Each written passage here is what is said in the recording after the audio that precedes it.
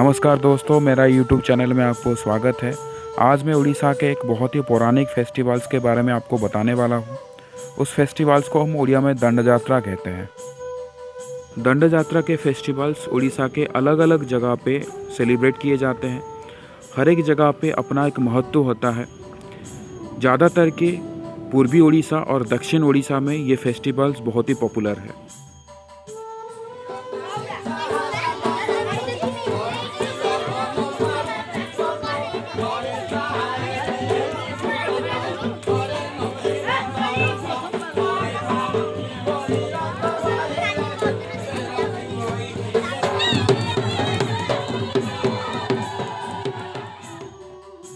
दंड यात्रा को उड़ीसा में दंड नाट भी कहते हैं।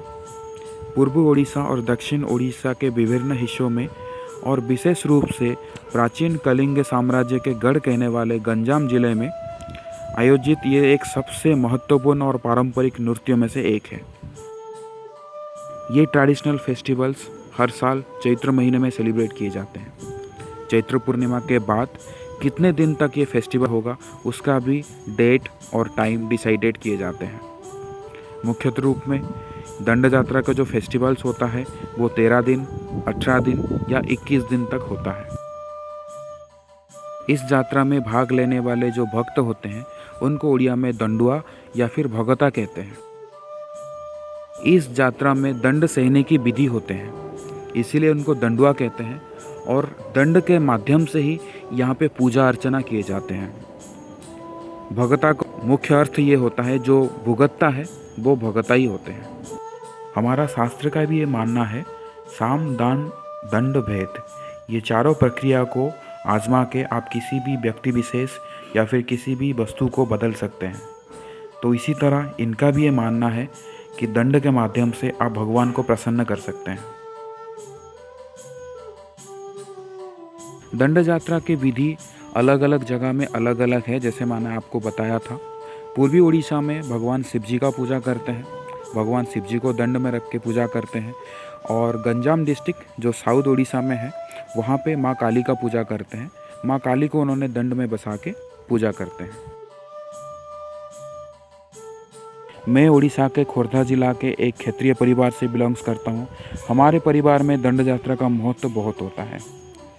कई सदियों सालों से हमारे परिवार के सदस्य दंड यात्रा में अपने आप को शामिल किए हैं और भगवान शिव जी के ऊपर अपने आस्था जाहिर किए हैं। खोर्धा जिला में जो दंड यात्रा होता है वहाँ पे दंडुआ भगवान शिव जी का पूजा करते हैं। इस दंड यात्रा में भाग लेने वाले जो दंडुआ होते हैं, जो भगता होते हैं, उनके जो निष्ठा और जो आशा होते हैं भगवान के प्रति, वो अपने आप में एक मिसाल है।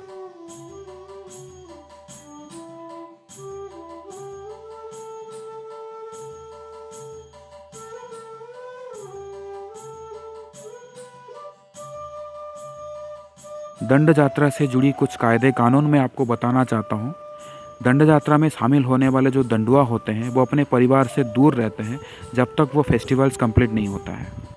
पूरे चैत्र महीना जब तक वो दंड यात्रा का फेस्टिवल्स कंप्लीट ना हो जाता है, ना वो सिर के बाल काटते हैं, ना नाखून काटते हैं, ना दाढ़ी काटते हैं। इसके अलावा वो अपने खान पान के ऊपर भी बहुत ध्यान देते हैं। बाहर में कहीं पे भी वो लोग कुछ भी नहीं खाते हैं।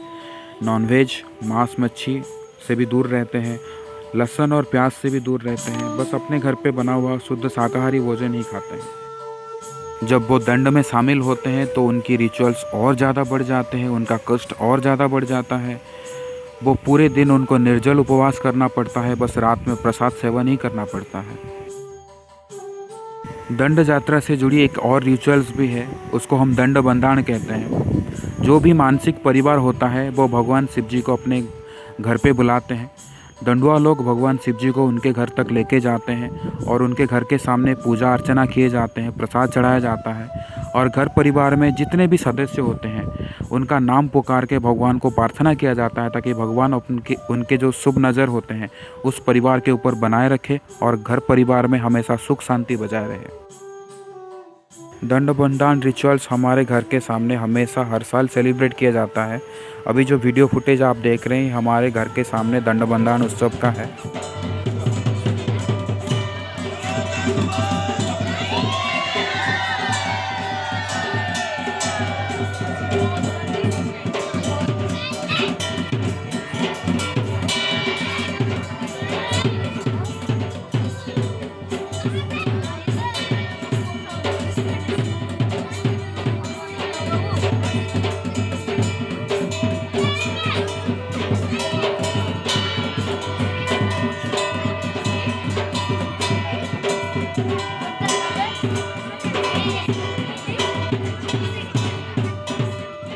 जब दंड यात्रा ख़त्म होने आता है आखिरी दिन में हम उसको मेरू दिवस के रूप में सेलिब्रेट करते हैं। उस दिन दंडुआ लोग जो अलग अलग दंड की विधि होता है उसको झेलते हैं, उसको सेलिब्रेट करते हैं।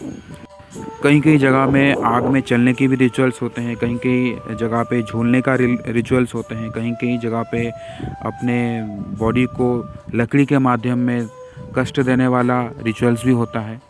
वो डिपेंड करता है कि दंड की विधि क्या होता है। शिव शिव शिव श्री महादेव शंभु करचरण कृतं कायजं करमजंबा श्रवणनन जंबा मानसंबं पराधमा विहितं हितं वा सर्वमेतत्त्वख्यमे स्वा।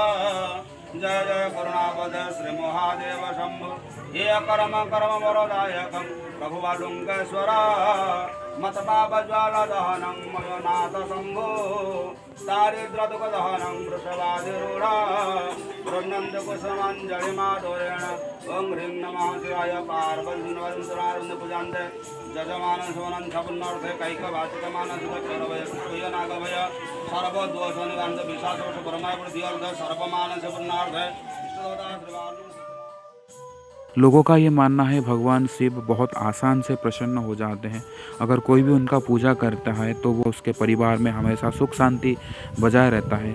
तो इसीलिए ये दंड यात्रा का फेस्टिवल्स बहुत ही अच्छे से सेलिब्रेट होता है। हमारे गांव में बहुत सारे लोग इस फेस्टिवल्स में पार्टिसिपेट करते हैं और उनके जो मानसिक होता है भगवान शिव जी उसका पूर्ण करते हैं।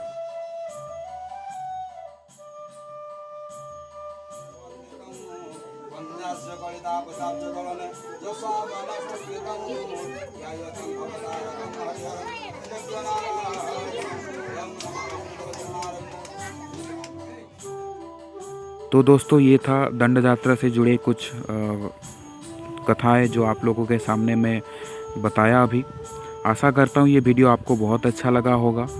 मेरा अगला वीडियो का इंतज़ार कीजिए। तब तक के लिए आपसे विदाई लेते हैं। जय जगन्नाथ।